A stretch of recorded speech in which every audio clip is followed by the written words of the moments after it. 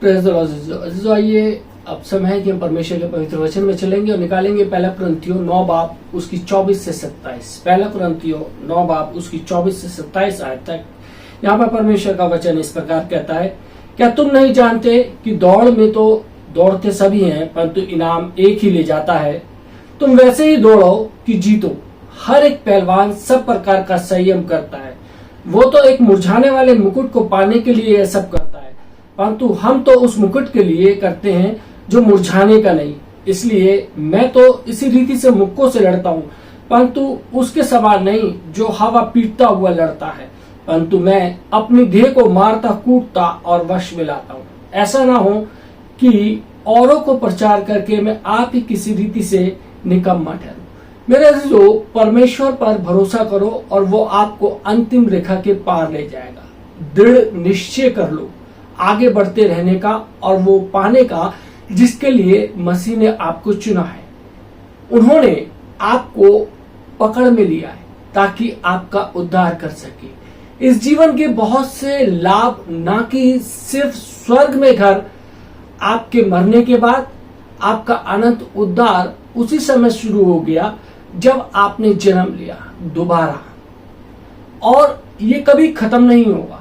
परमेश्वर ने आपको अपनी पकड़ में लिया है ताकि आपको दोबारा स्थापित कर सके और वो दे सके जो शत्रु ने आपसे चुरा लिया है। पर आपको दृढ़ निश्चय करने की जरूरत है कि आप इसे दोबारा हासिल करें। मेरे अजीजों, आप निष्क्रिय रहकर ये उम्मीद नहीं कर सकते कि विजय खुद ब खुद आप पर गिरेगी। वो जरूर आती है परमेश्वर की कृपा से और कार्य से नहीं, पर हमें अवश्य ही सक्रिय होकर पवित्र आत्मा के हर कदम पर आगे बढ़ते हुए सहयोग करना है। मेरे अजीजों, हम कभी बढ़ नहीं पाते अगर हालात आसान हो। हम बिना मेहनत के व्यर्थ हो जाते हैं। हम इंसानी स्वभाव से ही आलसी हैं और हमेशा आसान राहें तलाशने की कोशिश करते हैं, पर वास्तव में हमें कुछ तनाव चाहिए ताकि खींचा जा सके बढ़ने के लिए। हम तब तक नहीं बढ़ेंगे जब तक हम सहमत ना हो जाए कि संघर्ष से हमें लाभ होता है, और यह कि संघर्ष अच्छा होता है क्योंकि यह हमें गतिशील और जीवित रखता है। पौलुस ने कहा है कि आगे बढ़ते जाना। इस कथन में तनाव और संघर्ष झलकता है। यह दर्शाता है कि मसीह चलन आसान नहीं है। मेरे जो बहुत सी मधुमक्खियों को अंतरिक्ष की लंबी उड़ान पर यह देखने के लिए ले जाया गया कि वो भारहीनता का अनुभव कैसे करती हैं या कैसे रहती हैं। भारहीनता वातावरण में वो बिना किसी प्रयास के तैरने लगी। इस प्रयोग की रिपोर्ट इन शब्दों में बयान की गई, उन्होंने उड़ान का आनंद लिया पर वो मर गई। पुराने नियम का भविष्यवक्ता हबक्कूक कठिन समयों के विषय में बात करता है जिन्हें वो ऊंचे स्थान कहकर पुकारता है और कहता है कि परमेश्वर ने उसे हिरणी के समान पांव दिए हैं ताकि इन कठिन समयों में मजबूती से पांव को जमाए रखे। यदि हम देखें हबक्कूक नबी की पुस्तक 3 बाब उसकी 17 से 19वीं आयत में वचन कहता है, क्योंकि चाहे अंजीर के वृक्ष में फूल ना लगे और ना दाखलताओं में फल लगे, जलपाई के वृक्ष से केवल धोखा पाया जाए और खेतों में अन्न ना उपजे, भेड़शालाओं में भेड़ बकरियां ना रहे और ना थानों में गाय बैल हों, मैं यहोवा के कारण आनंदित और मगन रहूंगा और अपने उद्धारकर्ता परमेश्वर के द्वारा अति प्रसन्न रहूंगा। यहोवा परमेश्वर मेरा बलमूल है, वह मेरे पांव हिरणियों के समान बना देता है, वह मुझको मेरे ऊंचे स्थान पर चलाता है। मेरे अजीजों, ये शब्द हिरण ऐसे पर्वतीय हिरण का वर्णन करता है जो चुस्त पर्वतरोही जानवर है। चाहे कितनी भी चढ़ाई वाला पर्वत क्यों ना हो, उसे चढ़ने में कोई कठिनाई नहीं होती और वो एक कगार से दूसरे कगार पर आसानी से छलांगे लगाता है और वो छलांगे लगाता ही चला जाता है। यही कदमों की फुर्ती परमेश्वर हमसे चाहते हैं ताकि जब हमारी राह में मुश्किलें आए तो हम घबराएं नहीं और ना ही हम हारें। मेरे दोस्तों, सचमुच विजयी होने के लिए हमें उस मुकाम तक बढ़ना है जब मुश्किलातें हमारे लिए चुनौती बने, और डर नहीं। इन वचनों में विस्तृत बाइबल इन स्थानों पर कहती है ऊंचे स्थान, जिनकी व्याख्या है मुसीबत, दुख या जिम्मेदारी। ये इसलिए क्योंकि इन्हीं समयों में हमारी वृद्धि होती है, जब कठिन समय हमारे जीवन के अंदर होता है। मेरे अजीजों, यदि आप पीछे मुड़कर अपने जीवन की ओर देखें तो आप पाएंगे कि आसान समय में आप भी कभी वृद्धि नहीं करते, आप मुश्किल समय में ही बढ़ते हैं। आसान समय जब आता है तो उस समय आप उसी का आनंद उठाते हैं जो आपने कठिन समयों के द्वारा पाया है। सचमुच यही है जीवन का सिद्धांत, ये इसी तरीके से कार्य करता है। आप पूरे महीने काम करते हैं, फिर आपको वेतन मिलता है और आप उसका मजा लेते हैं, व्यायाम करते हैं, खाते हैं और अपनी अच्छे से देखभाल करते हैं, तभी आप एक स्वस्थ शरीर का आनंद उठा पाते हैं। मुझे याद आ रहा है इब्रानियों 12 बाब उसकी 22 में आए, और वर्तमान में हर प्रकार की ताड़ना आनंद की नहीं पर शोक ही की बात दिखाई पड़ती है, तो भी जो उसके सहते सहते पक्के हो गए हैं पीछे, उन्होंने चैन के साथ धर्म का प्रतिफल मिलता है। मेरे अजीजों, वो व्यक्ति जो परमेश्वर की सेवा करता है, उनके प्रति प्रेम के कारण वो धार्मिकता निभाता है, क्योंकि यही धार्मिकता वे ये कुछ पाने के लिए नहीं करता। हालांकि अंत में आशीष उसे वंचित ना रखेगी, यानी कि आशीष तो उसको मिलेगी मिलेगी। संपूर्ण बनने की ठानो परमेश्वर को महिमा देने के लिए, और अंत में तुम स्वयं उस तेज का आनंद पाओगे जो परमेश्वर चाहता है। मेरे अजीजों, दीवारें दर्शाती हैं सुरक्षा। हम सब में ये आदत सी होती है कि अपने आप को चोट खाने से बचाने के लिए हम अपनी ही दीवारें खड़ी कर लेते हैं। जैसे कि मैंने कई बार कहा है, बहुत से लोग अकेलेपन में जीते हैं क्योंकि उन्होंने स्वयं की बनाई हुई दीवारें खुद को सुरक्षित रखने के लिए खड़ी की है, क्योंकि वे दीवारें कैद खाना बन जाती हैं और वो कड़वाहट और अकेलेपन में जीते हैं।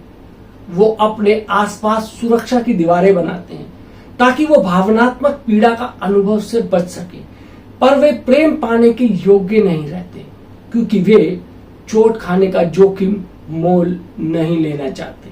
मेरे अजीजों, अपना पूरा जीवन पीड़ा से बचाने की कोशिश करना ज्यादा पीड़ादायक है, बजाय सामान्य जीवन जीना और हर समस्या से जब वो आए तब आप निपटे कि यीशु चंगाई देने वाले हैं और हमेशा उपलब्ध रहेंगे। दुखदायी स्थितियों में आपको चैन पहुंचाने के लिए प्रभु यीशु मसीह है। मेरा मानना है कि परमेश्वर चाहते हैं कि मैं इसी समय आपको उत्साहित करूं कि आप विश्वास का कदम उठाएं और अपनी बनाई हुई दीवारों को ढा दें या गिरा दें। शायद ये विचार ही काफी जिसे बोल सकते हैं कि भयानक लगे, खासकर यदि आप बहुत लंबे समय से इसके पीछे रहते चले आए हैं।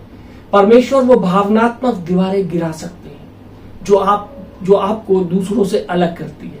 वैसे ही जैसे उन्होंने यरीहो की दीवार को ढा दिया था। किंग जेम्स वर्जन में इब्रानियों 11 बाब और उसकी 30वीं आयत में लिखा है कि विश्वास द्वारा, मेरे अजीजों, वो दीवारें नीचे आ गई। मुझे हर बार विश्वास में एक कदम उठाना पड़ता है जब यीशु मुझे दिखाते हैं कुछ करने को कि दूसरों के बारे में बाहर रखने के लिए मैंने दीवारें खड़ी कर ली है कि दूसरा व्यक्ति मेरे मामलों में हस्तक्षेप ना करे। मुझे अपने रक्षा के रूप में उस पर विश्वास करना होगा, बजाय इसके कि खुद की सुरक्षा का यत्न करूं। मेरे दोस्तों, बाइबल में बहुत से शास्त्र वचन हैं जो परमेश्वर की सुरक्षा का वादा करते हैं। यशायाह 60:18 उनमें से एक है जिसने मेरी मदद की कि तेरे देश में फिर कभी उपद्रव और तेरे सिवानों के भीतर उत्पात या अंधेर की चर्चा न सुनाई पड़ेगी, परंतु तू अपनी शहपनाह का नाम उद्धार और अपने फाटकों का नाम यश रखेगी। मेरे अजीजों, ये वचन मुझसे ये कहता है कि यीशु मसीह के द्वारा उद्धार मेरे आसपास सुरक्षा की दीवार है। मुझे किसी प्रकार की दीवारों को बनाने की जरूरत नहीं है। तो भी मुझे अपने जीवन में आशीषों को सक्रिय करने के लिए ये विश्वास करना होगा कि मुझ पर वो नजर रखे हुए। जब तक मैं प्रभु की सुरक्षा को अस्वीकार करना जारी रखूंगा, स्वयं की देखभाल स्वयं करने का प्रयत्न करूंगा, मैं गुलामी और दुख में जीता रहूंगा। एक और कमाल का शास्त्र वचन है परमेश्वर की सुरक्षा के विषय में। यशायाह 30:18 में कहता है, तो भी यहोवा इसलिए विलंब करता है, अर्थात वफादारी से आशा करते हुए, इच्छा करते हैं और इंतजार करते हुए कि तुम पर अनुग्रह करे, और इसलिए ऊंचा उठेगा कि तुम पर दया करे, क्योंकि यहोवा न्यायी परमेश्वर है। क्या ही धन्य है वे, अर्थात आशीषित हैं, प्रसन्न हैं और आशीष के योग्य हैं, जो उस पर आशा लगाए हैं। अर्थात उनकी विजय, उनकी कृपा, उनका प्रेम, उनकी शांति, उनका आनंद, उनके आदित्य और कभी न टूटने वाले साथ के लिए। मेरे अजीजों, इस वचन का ध्यान पूर्वक अध्ययन ये बताता है कि वो परमेश्वर ही है जो इस अवसर का इंतजाम कर रहा है कि हमारा भला करे, हमारी परिस्थितियों में हमें न्याय दे। हालांकि ये काम भी वो केवल उन्हीं के लिए कर सकता है जो ऐसा करने के लिए उस पर आशा लगाए हैं। और आशा लगाओ और उन्हें स्वयं की सुरक्षा का जिम्मा सौंप दो। मेरे अजीजों, परमेश्वर को परमेश्वर बनने दो और आप इस नए क्षेत्र में विश्वास द्वारा प्रवेश करते हैं। मैं ये वादा नहीं कर सकता कि आपको कभी दुख नहीं पहुंचेगा, पर यह वादा कर सकता हूं कि परमेश्वर न्याय के परमेश्वर है, जिसका मतलब है कि अंत में वो संतुलन लाएंगे और उनका मार्ग चुनने के लिए वो आपको इनाम देंगे। कोई भी व्यक्ति जो अपनी समस्याओं और दुख भरी स्थिति से निपटने के लिए परमेश्वर का मार्ग अपनाता है, वो महान उपलब्धियों की ओर बढ़ रहा है। रोमियो 8 बाब उसकी 36 और 37वीं आयत में लिखा है, जैसा लिखा है कि तेरे लिए हम दिन भर घात किए जाते हैं, हम वध होने वाली भेड़ों के समान गिने गए हैं, परंतु इन सब बातों में हम उसके द्वारा जिसने हमसे प्रेम किया है जैवन से भी बढ़कर है। मेरे अजीजों, हम कैसे जैवन से भी बढ़कर हो सकते हैं, जबकि साथ ही साथ हम उस भेड़ की नाई लग रहे हैं जिसे वध के लिए ले जाया जा रहा है।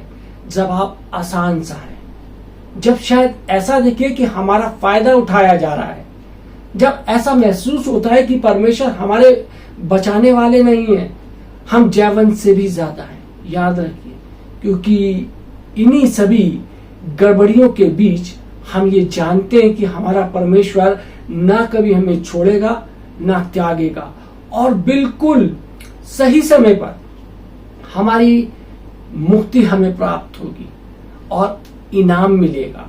मेरे अजीजों, मैंने दीवारों की बजाय सेतु बनाना सीख लिया है। जैसे कि मैंने वचन में बताया कि परमेश्वर व्यक्तियों का प्रशंसक नहीं।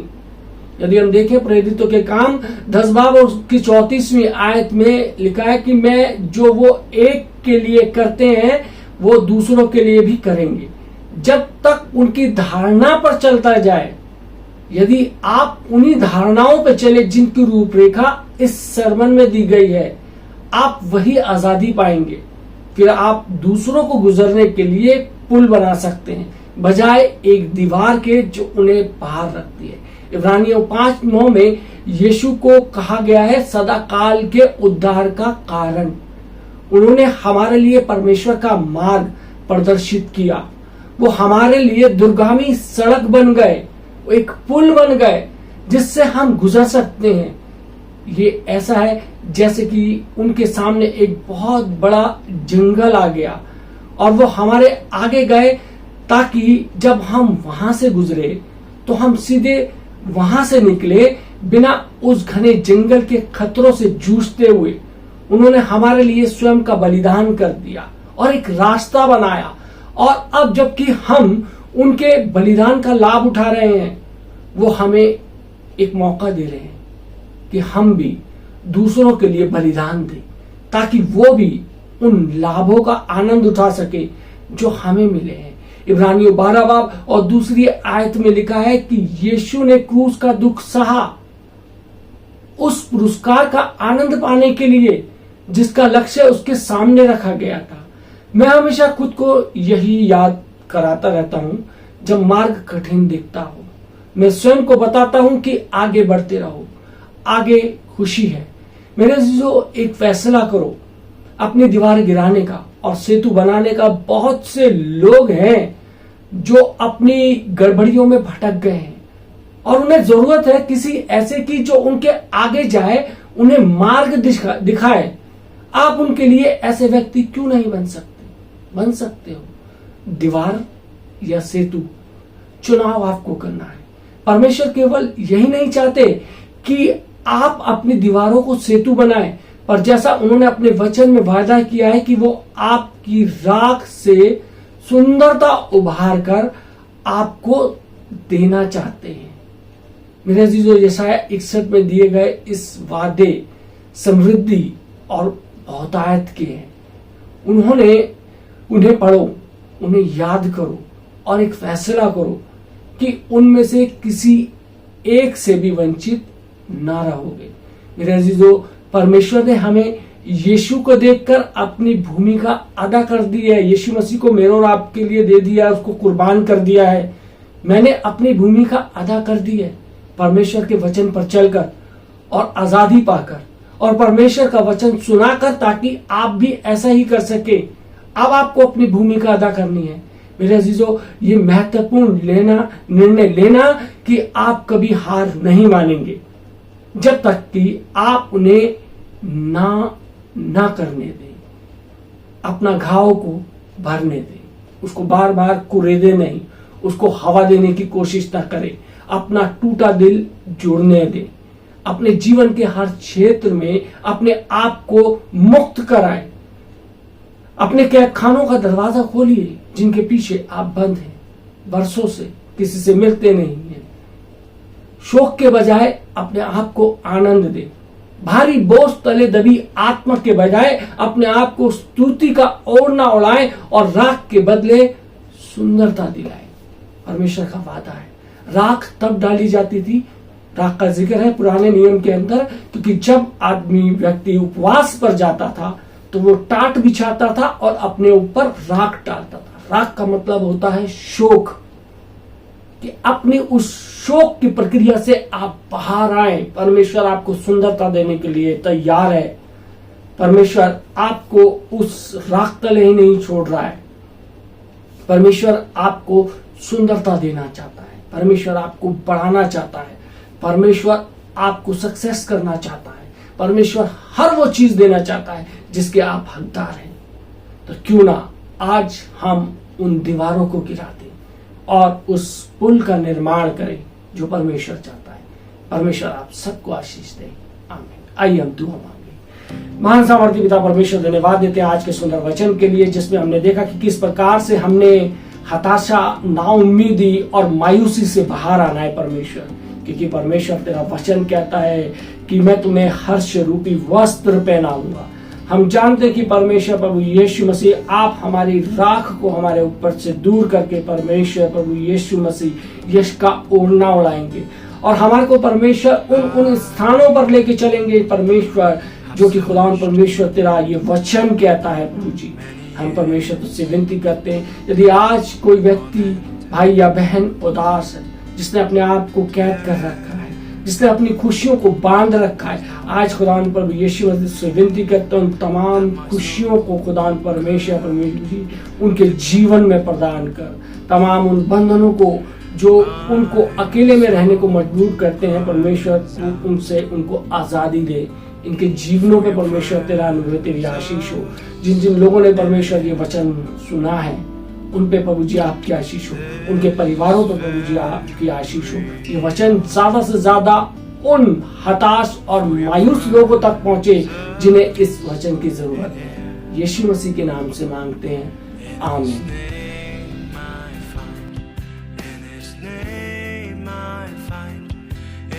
कृष्ण